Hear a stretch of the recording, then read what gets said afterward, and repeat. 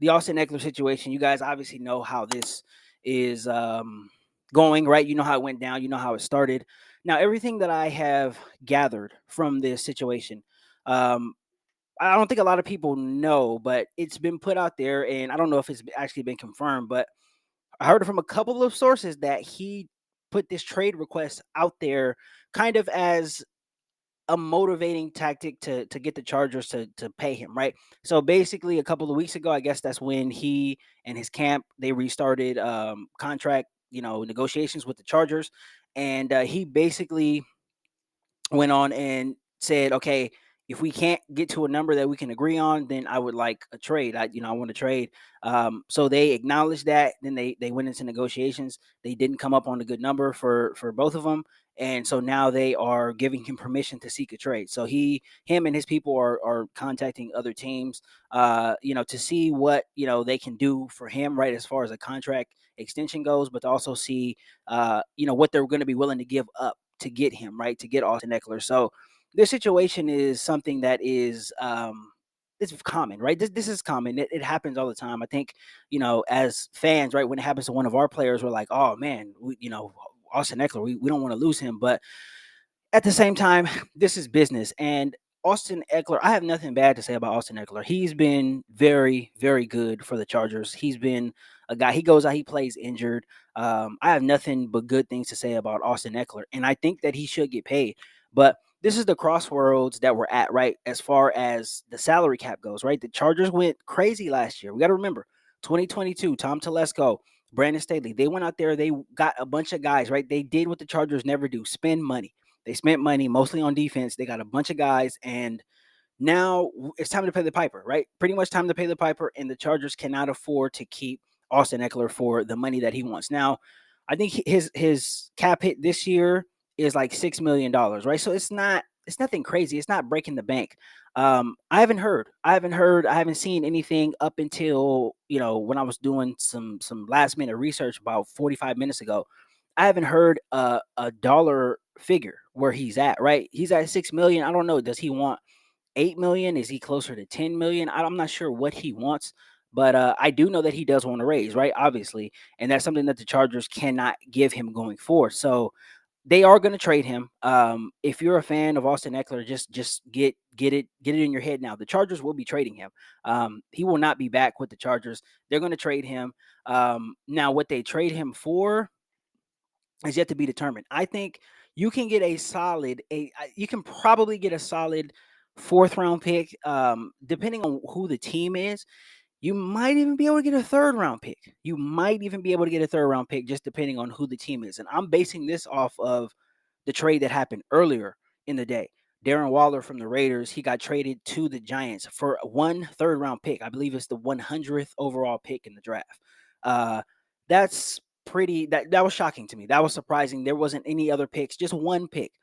Any other team, I think if you ask all the other 31 teams to do that, any of them would do it in a heartbeat. A third round pick for Darren Waller. He was a little injured last year, but that guy, when he's right and when he's, healthy, he is the second best tight end in the league behind Travis Kelsey. He's a matchup nightmare. He's fast, he's big, he's physical. He can do all of that stuff. So for the Raiders to let him go, let a guy like that go for a third round pick, I think that's probably where the bargaining will be at, a third round pick. The Chargers see that and they think, Austin Eckler has been way more consistent than Darren Waller, right? Even though they play different positions, he's been way more consistent. His stats, obviously, through the roof, over the past, 3 years or whatever, right? He's been Mr. Fantasy Football, right? He's scoring touchdowns. He's catching a lot of passes. His productivity, cannot be questioned at all. So when you look at that trade, I think the Chargers front office, I think they're looking at it like, okay, well, if Darren Waller goes for a third round pick, and he was injured last year. He had an off season last year. You look at Austin Eckler, 20 touchdowns again last year. We can easily get a third round pick for him. So I think that they're looking at that third round pick. I was saying fourth round yesterday, but I think you can probably get a third rounder. And if the Chargers are able to get a third rounder for Austin Eckler, I would consider that a win. I would really consider it a win because at this point, you really can't do anything, right? He has his mind made up. He has his mindset that he wants to get paid, and he should. He has outperformed his contract, right? He really has. He deserves whatever money he gets. It just sucks that it can't be with the Chargers because they are pot committed on way too many guys, going forward, right? 2024 and, even going, further than that. They're pot committed to a bunch of guys. Justin Herbert hasn't signed his deal yet either. So, they're budgeting a lot of money out, right? And then when you look at all of the contract restructure, especially in 2024, there would be no way they would be able to get Austin Eckler under contract for a price that he wants, right? For an amount that he wants. So at this point, you just have to move on from him now. You got to move on from him. Um, he's getting up there in age as far as running backs go, right? Running back is kind of like dog years. I think he's 28 now. He's played a lot of football, right? He's taken a lot of hits, and you wonder how much prime football does he have left. I think he has maybe one or two prime years left. He is a workout guy, right? He keeps his body right, so I do think that he will be able to play longer than most running backs. But as far as prime football, I don't think he has all that much left. So overpaying for him would be a mistake, in my opinion.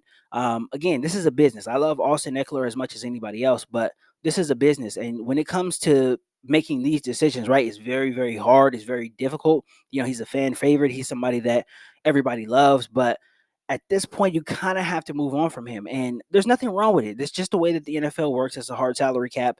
And, you just have to you have to bite the bullet at some point.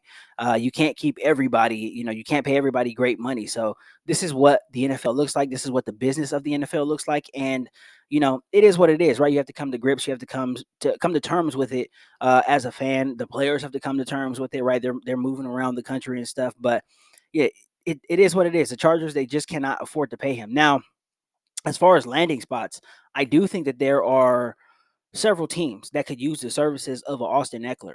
Um, just the way that he is now, right? He doesn't have to do anything different. There's a bunch of teams who can use his services, and there's a bunch of teams who are going to have some money to pay him as far as a salary that he might want. So obviously, I think the first team is probably the Detroit Lions. When you look at their team, I think he would excel in Detroit, and I'm kind of hoping that he does go there because personally, just as a fan and as a fan of his, I want to watch him there. That offense last year was very, very good. They were very fun to watch. Their offensive coordinator, Ben Johnson, he's coming back. He pulled his name out of the head coaching carousel very, very early in the process. So he was committed to the Lions. He wants to come back. They have a very, very talented unit on offense. Their offensive line, they finally have an offensive line there. Their offensive line can block. I think they're going to lose their running back, Jamal Williams. I think they're going to lose him in free agency. So if that happens, I think they're going to, they're going to try their best to replace him. I think he had like 16 or 17 rushing touchdowns last year. So he's looking for a payday as well, too. So they might lose him. So I think Austin Eckler could fit in there. Him catching the ball out of the backfield, right? Screens, all of that type of stuff. I think he would be very, very good with the Lions.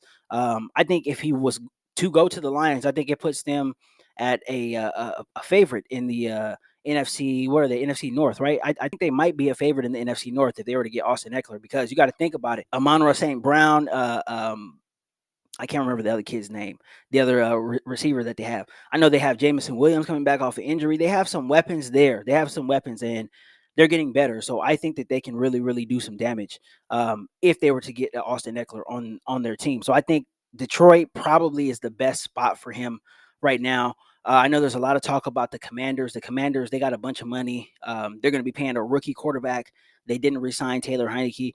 They're going to have a bunch of money. Eric Bieniemy is there as the offensive coordinator. So I'm sure that, Eckler would be good under him. He's a former running back, former Charger running back himself. So I think he would be good there as well. I think those two places fit him really well. I think a sleeper place that I'm looking at for him is Cincinnati. And I don't know if the Chargers will make that trade with Cincinnati because they're in the AFC. I'm sure they want to get him out of the AFC altogether. But if they can't, Cincinnati is going to be a spot. Cincinnati's going to need some running backs. Samaje Perine just signed with the Broncos, a 2-year deal. I can't remember how much it was worth, but he's gone. When you look at Joe Mixon, all of his activities over the offseason, right? He's been into some crazy stuff this offseason. Real like Ja Morant hood type of stuff. Just out of nowhere, guns and fights and all this type of stuff. There's no telling how long he's going to be in Cincinnati or whether or not they cut him, right? Because I think his cap number is more than more than they feel comfortable with it too. So he might be gone. Cincinnati might have an opening for a actual starting running back, and he could thrive there as well too. They obviously have a lot of weapons on offense.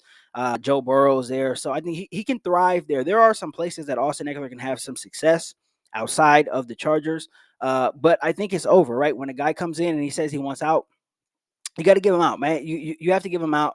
You have to give him his wish, right? And he's not being, obnoxious about it or whatever. This is strictly business. This is strictly business to him, and I can appreciate that, right? I can appreciate it. He's not, out there trashing anybody in the media. It's just strictly business. He wants out. Just get him out. Get him somewhere where he can get paid. This is probably going to be his last payday, right? His last big payday of his career.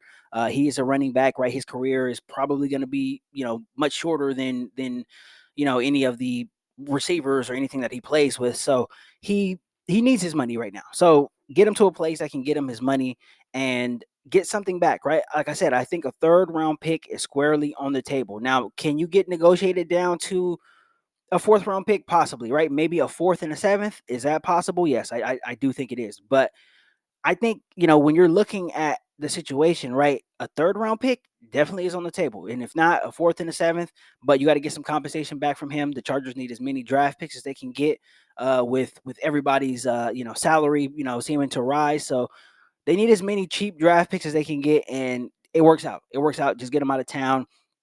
Again, the running back market is robust. There's going to be some talent in the draft as well too. So we'll see what happens with that situation.